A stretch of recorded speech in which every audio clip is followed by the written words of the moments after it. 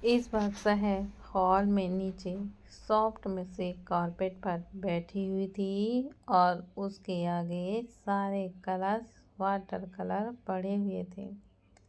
तभी हूर और निशा किचन से बाहर आती हैं और तब उनका ध्यान उस छोटी सी शैतान पर पड़ता है। शहर की हालत को देखते ही हूर की आंखें बड़ी बड़ी हो जाती हैं और निशा अपनी हंसी रोक नहीं पाती, क्योंकि अभी आदित्य और हूर की प्यारी छोटी शैतान उस कलर से कोई पेंटिंग नहीं पर खुद को ही कलर कर रही थी। शहर के कपड़े, उसका फेस और साथ ही साथ उसके हाथ पैर भी कलर से भर चुके थे।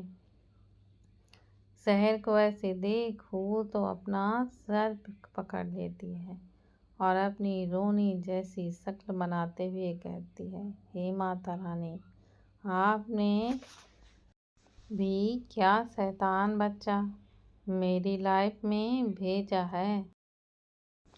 दिन भर कोई ना कोई शैतानी करनी है इसने। वहाँ उसके प्यारे डैडा को काम से फुर्सत ही नहीं मिलती और यहाँ ये उनकी प्यारी सी बेटी मेरे काम को बढ़ा देती है। हाय और अब्बा, इन दोनों बाप बेटी ने तो मेरा जीना ही मुश्किल कर दिया है। जहाँ हूर अपना क्यूट सा ड्रामा कर रही थी, वहीं निशा उन दोनों को देखकर अपना पेट पकड़कर हंस रही थी। तभी हूर निशा को घूरते हुए उससे कहती है, कैसी बहन हो आप दीदू, मतलब आपकी छोटी बहन यहाँ रो रही है और आपको हंसी आ रही है। पता नहीं सब के सब दुष्ट लोग भगवान ने मेरी ही लाइफ में क्यों भेज दिए हैं। हूर की बात कम प्यारा सा ताना सुनकर निशा हूर के सिर पर मारती है और फिर उससे पूछती है, मतलब हम सब दुष्ट लोग हैं। हूर अपना सिर हिला देती है और तभी निशा उसकी तरफ देखते हुए उससे कहती है, आने दो भाई आदित्य को, फिर देखो मैं कैसे आपकी शिकायत उससे करती हूँ। हूर निशा की बात सुनकर हूर बस अपनी आइस को रोल करती है। तभी वो दोनों बहनें उस छोटे पैकेट की तरफ आते हैं। तभी निशा सोफे पर बैठती है तो वहीं हूर शहर के आगे उस कारपेट पर बैठती है। हूर शहर की तरफ देखते हुए उससे पूछती है, आपने ये सब क्या किया है बेबी, और किसने आपको ये सब करने के लिए बोला था। बेचारी छोटी सी शहर, उसे अभी इतनी ज़्यादा समझ तो थी नहीं, पर उसे ये तो ज़रूर ही पता चल रहा था कि उसकी मम्मा उसे डांट रही थी। तभी शहर मासूमियत से अपनी आंखों को टिमटिमाते हुए हूर से कहती है, डैडा। शहर का जवाब सुनकर निशा तो खुद को हंसी कंट्रोल ही नहीं कर पाती और जोर जोर से हंसने लगती है।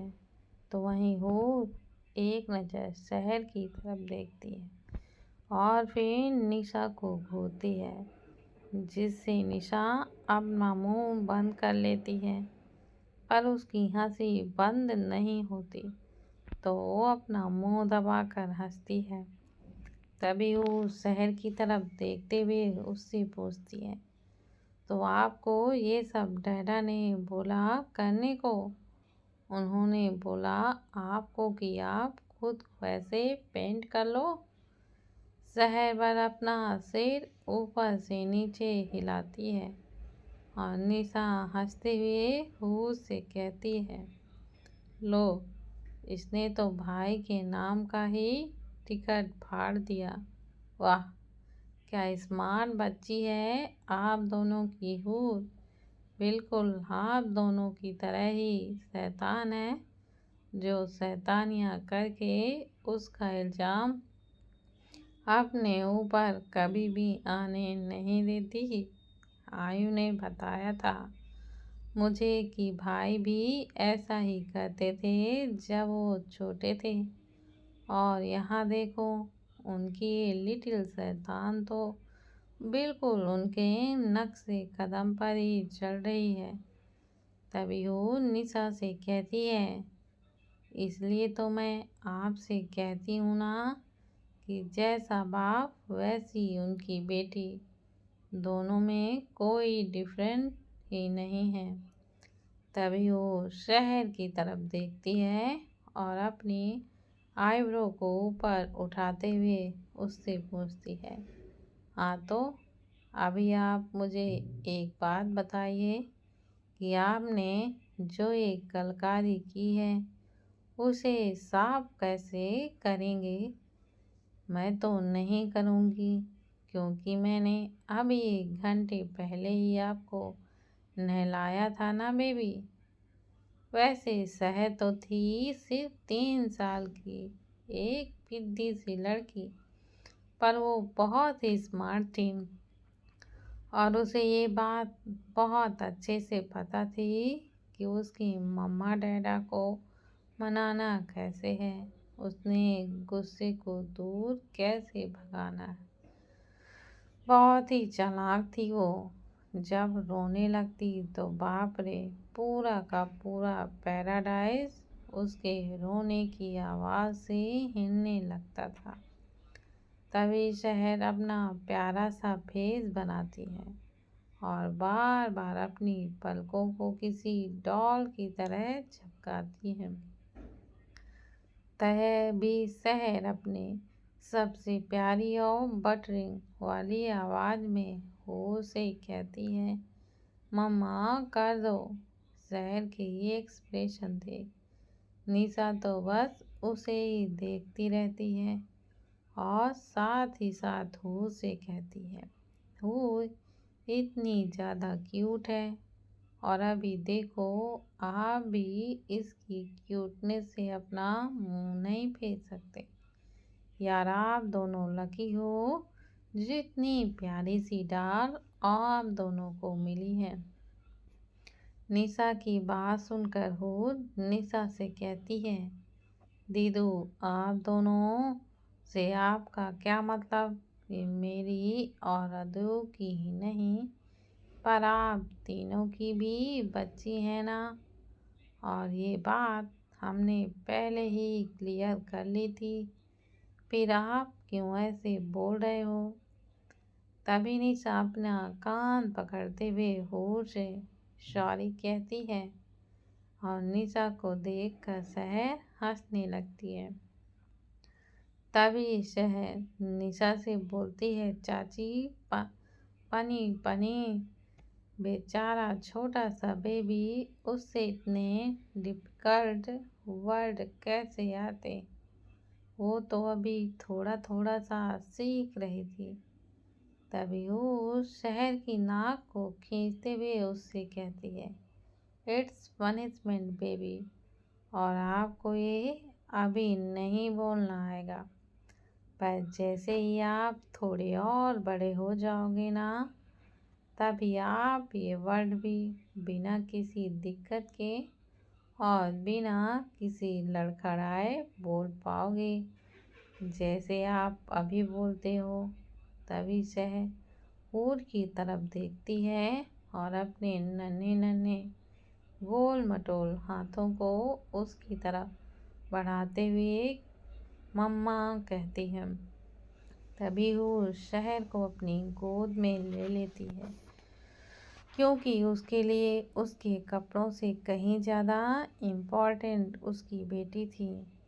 तभी वो शहर के गाल पर जहाँ कलर नहीं होता वहाँ किसेस करती है और उससे पूछती है, अभी आपने तो पूरी तरह से खुद को गंदा कर दिया और मेरा बेबी ऐसे गंदा थोड़ा ही ना रह सकता है, तो अभी आप चलो मम्मा आपको क्लीन कर देगी और साथ में मुझे खुद को भी क्लीन करना होगा। देखो, आपने अभी आपके साथ साथ मम्मा को भी कलर कर दिया। वाह, हम दोनों कितने कलरफुल लग रहे हैं। तभी निशा उसके फ़ोन का कैमरे को ऑन करते हुए उनसे कहती है, let me take a picture of you both. अदू दोनों भाइयों के साथ सेंट्रल जेल में थे, जिसने अंश को अरेस्ट किया था। अभी वो सब लोग बहुत परेशान थे और आदित्य अंदर से घबराया हुआ था। तभी यूवी यश से पूछता है, यस प्लीज कुछ भी कर, पर 24 घंटों के अंदर ही अंदर मुझे वो पागल इंसान सलाखों के पीछे चाहिए। उसका बाहर रहना मेरे अदू और हूर के लिए बिल्कुल भी ठीक नहीं है। और अब तो शहर भी उसके साथ है, ऐसे में वो कुछ भी कर सकता है और मैं नहीं चाहता कि उसकी वजह से इन तीनों को किसी भी तरह की कोई परेशानी हो। तभी यश यूवी की तरफ देखते हुए उससे कहता है, तो डर मत यूवी, मैं पर्सनली उसे ढूंढने में अपनी ताकत को लगा दूंगा। पर जब तक हम लोग उसे पकड़ नहीं लेते तब तक प्लीज़ इन तीनों को बहुत संभल कर रहना होगा। तभी आदित्य यश से कहता है, डोंट वरी भाई, मैं इस बात का पूरा ध्यान रखूँगा और ऐसे में कोई गड़बड़ भी नहीं करूँगा जिससे बात और बिगड़े। मुझे मेरी चिंता नहीं है, पर मुझे डर मेरी एंजल और मेरे बच्चे के लिए लग रहा है। अगर उन दोनों में से किसी एक को भी कुछ हो गया तो मैं मर ही जाऊंगा। वो दोनों ही मेरी लाइफ हैं और उनके बिना मैं कुछ भी नहीं हूँ। तभी यश आदित्य के कंधे पर अपना हाथ रखते हुए उससे कहता है, तू डर मत अदू, बस थोड़ा सा अलर्ट रहो और हाँ, उन्हें घर से बाहर मत निकलने देना। पैराडाइज में तेरे गार्ड हैं जो तुम लोगों को प्रोटेक्ट करते हैं, ऐसे में उनकी हिम्मत तो नहीं होगी कितने गार्ड्स की नज़रों से बचकर वो अंदर जाएं। पर हाँ, बाहर खतरा बहुत ही ज़्यादा है, तो ध्यान से। आदित्य बस अपना सिर हाँ में हिला देता है। तभी आयु आदित्य की ओर देखकर उससे कहता है, अदू तू डर क्यों रहा है, हम सब है ना। तो वैसे में हूर और डॉल को कुछ भी नहीं होगा। वो इंसान उसे हाथ लगाने की कोशिश तो करे, उसके हाथ काट देंगे। क्यों भाई। आयु की बात से यूवी और यश दोनों ही सहमत होते। तभी वो लोग थोड़ी देर और कुछ ज़रूरी बातों को डिस्कस करते हैं और फिर वो वहाँ से निकल जाते हैं। इस वक्त तो तीनों गाड़ी में बैठे थे, जहाँ आयु आगे ड्राइवर के साथ था तो यूवी और आदित्य बैक सीट पर। तभी आदित्य उन दोनों से कहता है, भाई मैंने अब तक इस बारे में एंजल को कुछ भी नहीं बताया, उसे एक छोटा सा हिंट तक नहीं दिया। आप दोनों को पता है कि कल रात जब मुझे कॉल आया था उसके ठीक पहले एंजल मुझे बता रही थी कि उसे कुछ बेचैनी सी हो रही है और वैसी फीलिंग हो रहा है कि कुछ ना कुछ गलत होने वाला है। तभी मैंने उसे ये कहकर समझा दिया कि वो कुछ ज़्यादा ही सोच रही थी, पर मुझे क्या पता था कि वो जो भी सोच रही है, कह रही है, वो सच ही होने वाला था। उसे लग ही रहा था कि कुछ गड़बड़ होने वाली है, और अब देखो सच में कितनी बड़ी गड़बड़ हो चुकी है। तभी आदित्य अपने हाथों से अपने फेस को रब करता है और यूवी का हाथ पकड़ते हुए अपने सिर को यूवी के कंधे पर रखता है। तभी आदित्य अपनी बेहद ही डरावनी आवाज़ में यूवी से पूछता है, भाई उन दोनों को कुछ होगा तो नहीं ना? मुझे बहुत ही डर लग रहा है भाई। तभी यूवी के हाथ पर आदित्य की आंखों से निकली हुई आंसुओं की कुछ बूंदें पड़ती हैं। जैसे यूवी को ये महसूस होता है तो वो आदित्य को अपने सीने से ही लगा लेता है और फिर उससे कहता है, अधो भगवान पर यकीन रख बच्चे, उन दोनों को कुछ नहीं होगा। हम सब हैं और सबसे ज़रूरी तो उनके साथ है। मुझे पता है कि तेरे रहते कोई इस तरह के बालों को भी नहीं छू पाएगा, तो उन्हें चोट पहुंचाना तो बहुत दूर की बात है। ये वक्त ऐसे कमज़ोर पड़ने का नहीं है, पर अपनी हिम्मत और स्मार्टनेस का यूज करने का है। वैसे भी तो हमारा शेर बच्चा है, तो तू ऐसी छोटी मोटी तकलीफ़ों से कब से डरने लगा? हाँ नहीं यार, मेरा आदू तो इतना कमज़ोर नहीं हो सकता। तब वो आदित्य अपना सिर हिलाते हुए यूवी से कहता है, आप सही कह रहे हो भाई, मैं अभी बिल्कुल भी कमज़ोर नहीं पड़ सकता, और आपका दूध शेर था और हमेशा ही शेर रहेगा। तभी आयु पीछे मुड़कर आदित्य की तरफ देखते हुए उससे कहता है, ये हुई ना हमारे आदित्य वाली बात। तू बस अपनी हिम्मत को बनाए रख अदू, बाकी हम सब मिलकर देख लेंगे। यूवी खुद भी आयु की बातों से पूरी तरह से सहमत था, तो वहीं आदित्य की हिम्मत भी मिल रही थी। जब वो तीनों भाई घर आते हैं तभी उन्हें निशा हॉल में दिखती है, पर हूर और शहर कहीं भी नहीं दिखते। हूर और शहर को हॉल में देखकर आदित्य एकदम से घबरा जाता है। निशा से पूछता है, निशा एंजल और बेबी कहाँ हैं? निशा जब आदित्य की ऐसी डरी हुई आवाज़ सुनती है तभी वो खुद भी थोड़ा सा डर जाती है और आदित्य से पूछती है, क्या हुआ भाई? आप इतने डरे हुए क्यों लग रहे हो? और वो दोनों तो ऊपर रूम में हैं, कुछ हुआ है क्या?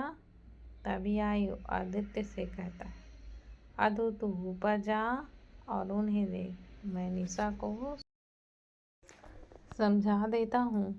आदित्य बस अपना सिर हिलाते हुए थैंक यू भाई कहता है और वहाँ से ऊपर उसके रूम की तरफ भागता है। आदित्य के जाते ही निशा यूवी और आयु की तरफ देखते हुए पूछती है, क्या हुआ है? भाई भी डरे हुए हैं और उनके साथ साथ आप दोनों भी परेशान लग रहे हो, प्लीज़ मुझे तो बताइए।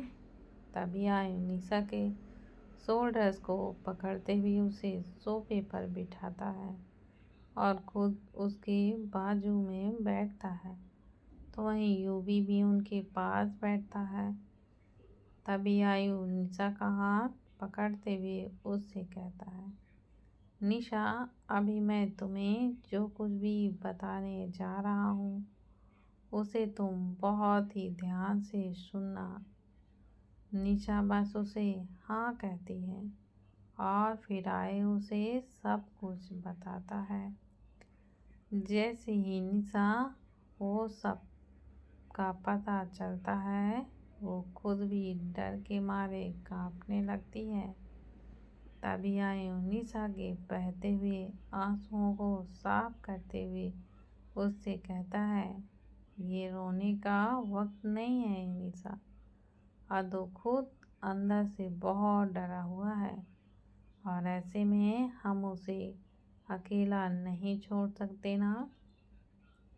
हमें उन तीनों को मिलकर संभालना होगा, क्योंकि हम साथ रहें तो कुछ भी नहीं कर पाएगा। तभी निशा अपना सिर हिलाते हुए आयु से कहती है, आप ठीक कह रहे हो आयु। हम इस वक्त हमें ही उनकी हिम्मत बननी है। आप बताओ मुझे क्या करना है, मैं वो सब करूँगी। तभी यूवी निशा से कहता है, निशा तुम्हें बस इस बात का ध्यान रखना होगा कि प्रिंसेस और बेबी प्रिंसेस घर से बाहर ना जाए, क्योंकि हमने घर के ही सिक्योरिटी कई गुना बढ़ा दी है।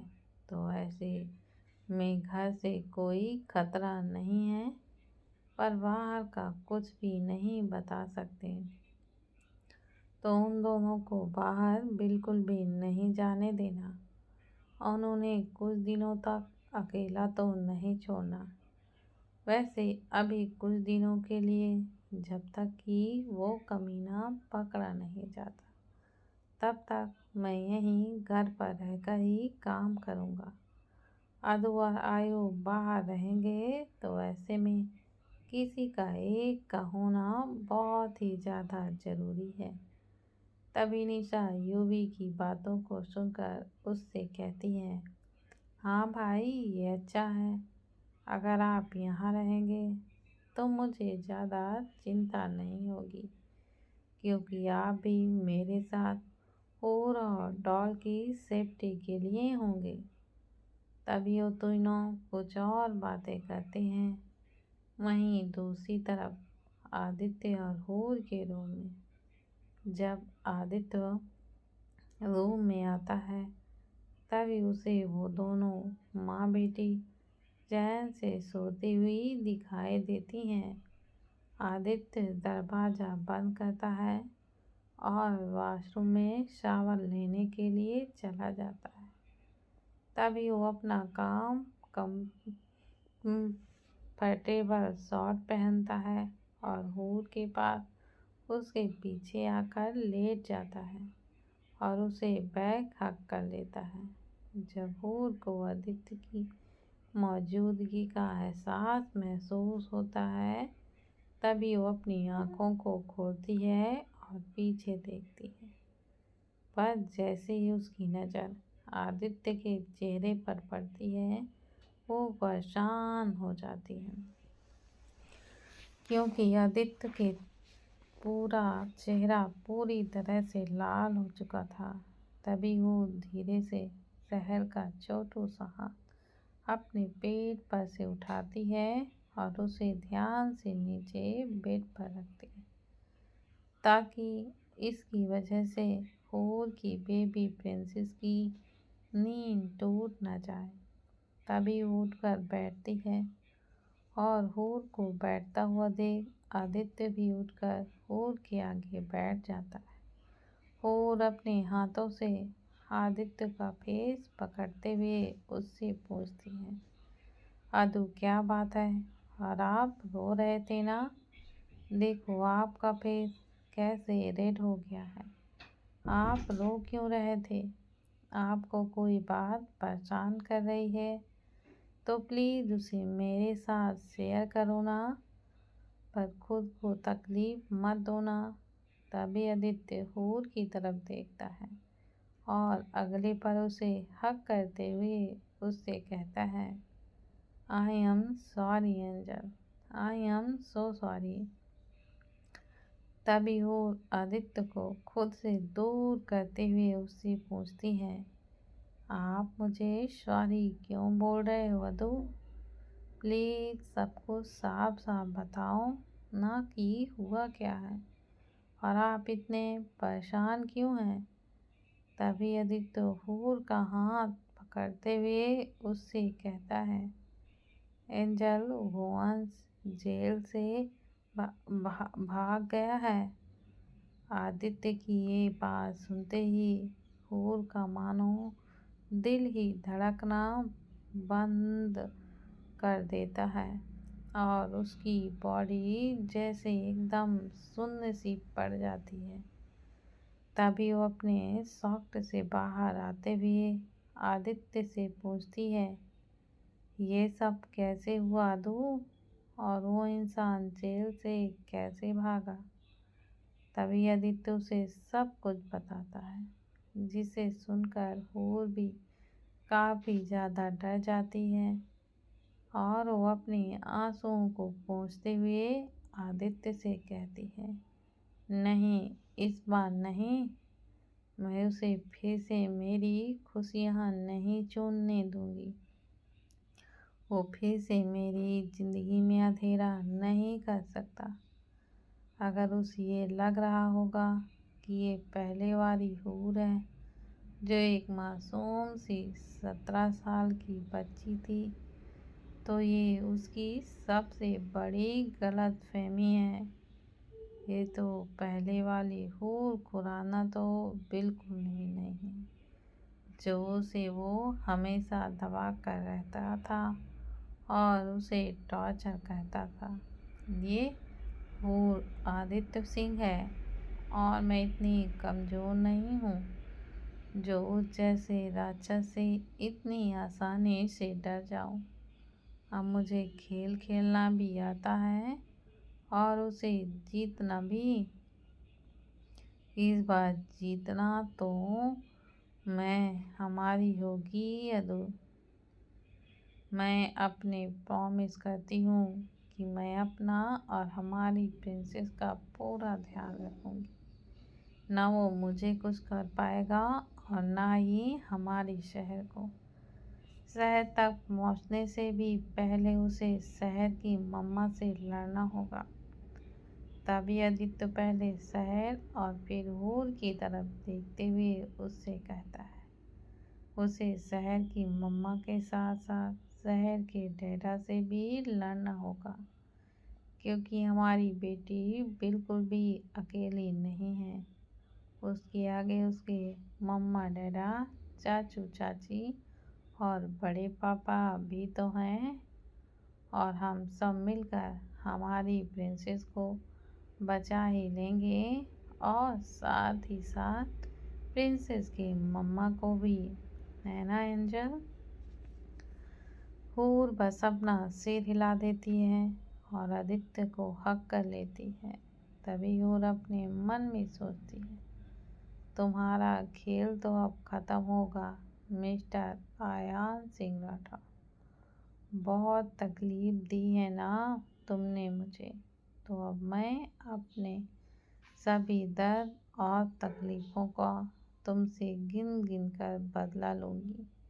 ये हूर आदित्य सिंह है जो अपने दुश्मनों को तो आसानी से छोड़ती नहीं है, और तुम तो मेरे पुराने दुश्मन हो, तो मैं भला तुम्हें कैसे ही छोड़ सकती हूँ। तो अब बस तैयार हो जाओ अंश, क्योंकि असली खेल तो अब शुरू होगा, जिसमें जीत तुम्हारी नहीं पर मेरी होगी। तुम्हें तो इस दुनिया को टाटा बाय बाय बोलकर अपनी सो कॉल्ड फैमिली के पास जाना ही होगा, जो तुम्हारा ऊपर बेड पे सब्री से इंतज़ार कर रहे हैं। अब वक्त आ गया है तुम जैसे लोगों को इस दुनिया से उस दुनिया में भेजने का। तभी हूर आदित्य से कहती है, अदू मुझे पता है कि आप हमारे लिए परेशान हैं, पर प्लीज़ आप टेंशन मत लो। जैसे हमने अब तक साथ में मिलकर हमारे सभी प्रॉब्लम से डील किया, वैसे ही हम सब इस प्रॉब्लम से भी डील कर लेंगे ना। वैसे भी जब मैं आपके साथ हूँ, मेरे साथ बिग भी भैया और दीदू आपके साथ हैं तो आपको डर किस बात का है। वंश तो क्या, खुद पाताल लोक से कोई असली वाला राक्षस भी आए तो भी हमारा कुछ नहीं बिगाड़ पाएगा। तभी आदित्य हूर की तरफ देखते हुए उससे कहता है, आप सच में बहुत ब्रेव हो angel. I am feeling so proud of you. तभी हूर अपना सिर ऊंचा करते हुए आदित्य से कहती है, तो फिर मैं हूँ ही ऐसी, और मुझे ऐसे ब्रेव बनाने के पीछे आप चारों ने बहुत मेहनत की है। मैं इतनी आसानी भी बुरी नहीं हूँ कि मैं आप लोगों की इतनी कड़ी मेहनत को पेट कर दूँ। तभी आदित्य हूर की तरफ देखते हुए उससे कहता है, अच्छा जी। हूर हाँ कहते हुए बस अपना सिर हिला देती है। तभी अचानक से आदित्य हूर को किस करने लगता है और धीरे धीरे आदित्य का हाथ हूर के क्रॉप टॉप के अंदर जाता है। आदित्य हूर के वेस्ट को प्रेस करता है जिससे हूर की आह निकल जाती है, पर आदित्य के किस की वजह से उसकी आवाज़ बाहर की ओर नहीं निकलती। तभी आदित्य हूर से कहता है, I can not control now angel, I need you. तभी हूर सोई हुई शहर की तरफ देखती है और आदित्य उससे कहता है, ज़्यादा वक्त नहीं लूँगा baby, I just want feel your deep please. तभी वो अपना सिर हिलाती है और फिर आदित्य शहर को दोनों तरफ पिलो रख देता है ताकि वो गिरे नहीं। तभी आदित्य हूर को अपनी बाहों में उठाता है और उसे लेकर वॉशरूम में चला जाता है और अगले कुछ ही मिनटों में वो हूर के साथ बहुत ही तेजी से प्यार करने लगता है। कुछ ही देर बाद आदित्य हूर को लेकर बाहर आता है और फिर उसे शहर के एक साइड सुला देता है। आदित्य खुद भी शहर के दूसरी तरफ आकर सो जाता है और शहर के ऊपर से हूर को हक करता है जिससे शहर उन दोनों के बीच में कैद हो जाती है। इस वक्त वो सब हॉल में थे जहाँ हूर आदित्य और उसके साथ साथ आई और यूवी को भी शहर की कलवारी कलकारियों के बारे में बता रही थी। बेचारी शहर अभी आदित्य की गोद में बैठकर अपनी मम्मा की बातें सुन रही थी। तभी वो आदित्य से कहती है, अदो सच में आप ये छोटू शैतान बहुत शैतानियाँ करने लगी है। दिन भर घर में इधर से उधर भागती फिरती रहती है और साथ साथ मुझे और दीदू को भी अपने पीछे पीछे भगाती है। तभी निशा हूर से कहती है, अरे मुझे कोई प्रॉब्लम नहीं है, मेरी डॉल के पीछे पीछे भागने में प्रॉब्लम तो आपको होती है क्योंकि आप शायद अभी बूढ़े हो रहे हो।